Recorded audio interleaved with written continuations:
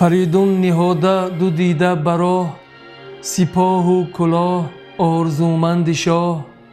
چو هنگامی برگشتن شاه بود، پدر زان سخن خود کی آگاه بود. همه شاه را تخت پیروزه ساخت، همه تاج را گوهر اندر شناخت. پذیره شدن را بیاراستند، می و رود و رامشگران خواستند. تبیره ببردند و پیل از درش، ببستند آذین همه کشورش.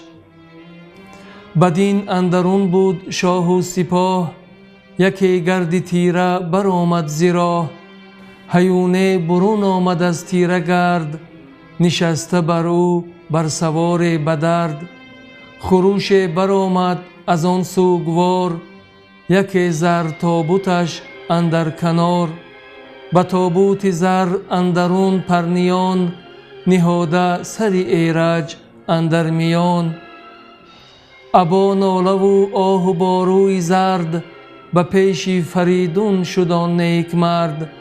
ز تابوت زر تخته برداشتند، که گفتار او خیره پنداشتند. ز تابوت چون پرنیان برکشید، بریده سر ایرج آمد پدید. بیفتاد از اسب آفریدون به خاک، سپه سر به سر جامه کردند چاک. سیاه شد رخان دیدگان شد سپید، که دیدن دگرگونه بود از امید. چو خسرو بر این گونه آمد ز راه، چنین بازگشت از پذیره سپاه. دریده درفش و نگون کرده کوس، رخی نامداران به رنگ آبنوس. تبیره سیاه کرده و روی پیل، پراکنده بر تازه اسپانش نیل.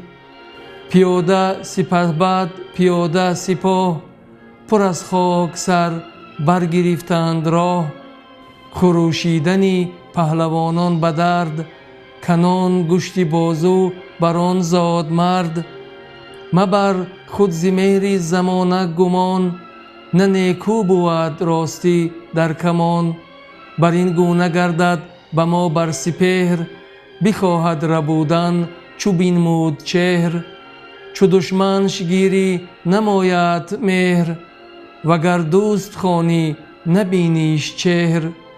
یکی پند گویم تو را من درست، دل از مهر گیتی بباید شست. سپه داغ دل شاه با های و هوی، سوی باغ ایرج نهادند روی. بر روز کجا جشن شاهان بودی، ورا بیشتر جشنگاه آن بودی. فریدون سر شاه پوری جوان، بیامد به بر برگرفتن نوان. بر آن تخت شاهنشهی بنگرید، سر شاه را نزدری تاج دید. سر حوض شاهی و سرو سهی، درخت گل افشان و بید و بهی. تهی دید از آزادگان جشنگاه، به کیوان برآورده گرد سیاه. همه کرد هوی و همه کند موی، همه ریخت اشک و همه خست روی. میان را به زنار خونین ببست، فکند آتش اندر سرای نشست. گلستانش برکند و سروان بسوخت، به یک بارگی چشم شادی بدوخت. نهاده سر ایرج اندر کنار، سری خویش کرده سوی کردگار. همه گفت کی داوری دادگر، بدین بیگنه کشته اندر نگر. به خنجر سرش خسته در پیش من، تنش خورده شیران آن انجمن. دلی هر دو بیداد از آن سان بسوز، که هرگز نبینند جز تیره روز. به داغ جگرشان کنی آژده، که بخشایش آرد بر ایشان دده. همه خواهم ای داوری کردگار، که چندان امان یابم از روزگار. که از تخم ایرج یکی نامور، ببینم ابر کینه بسته کمر. چو این بیگنه را بریدند سر، ببرد سر آن دو بیدادگر. چو دیدم چنین زان سپس شایدم، کجا خاک بالا بپیمایدم. بر این گونه بگریست چندان بزار، همه تا گیا روستش اندر کنار. زمین بستر و خاک بالین اوی، شده تیره روشن جهان بین اوی. دری بار بسته کشاده زبان، همه گفت زار ای نبرده جوان.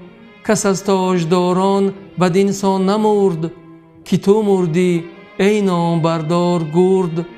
سرت را بریده بزار اهریمن، تنت را شده کام شیران کفن. خروش و فغان و دو چشمی پرآب، ز هر دام و دد برده آرام و خواب. سراسر همه کشورش مرد و زن، به هر جای کرده یکی انجمن. همه دیده پر آب و دل پر ز خون، نشسته به تیمار و درد اندرون. همه جامه کرده کبود و سیاه، نشسته به اندوه با سوگ شاه. چه مایه چنین روز بگذاشتند، همه زندگی مرگ پنداشتند.